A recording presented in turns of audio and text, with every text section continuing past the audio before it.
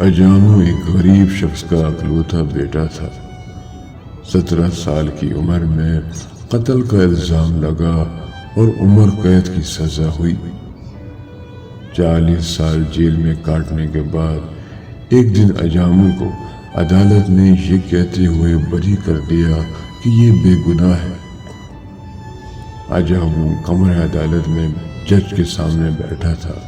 जज ने इनके आगे एक खाली वर्क रखा और इनसे कह दिया कि इन 40 सालों के बदले इस कागज पर जितनी चाहे रकम लिख दे, रियासत आपको फौरी अदा करेगी।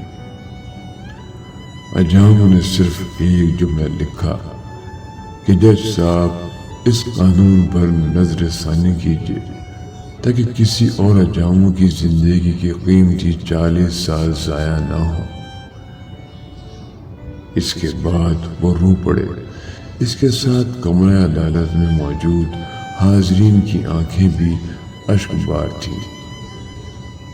ये कमरा अदालत में उसी लम्हे की तस्वीर है जब अजामू के ज़ब्त का बंधन टूट गया। हमें ये निज़ाम बदलने की ज़रूरत है। कितने ही लोग बेगुनाह जेलों में पड़े रहते हैं और कितने ही गुनहगार मुजरिम जुर्म करते हैं और रिश्वत देकर छूट जाते हैं और इन्हें कोई नहीं पूछता।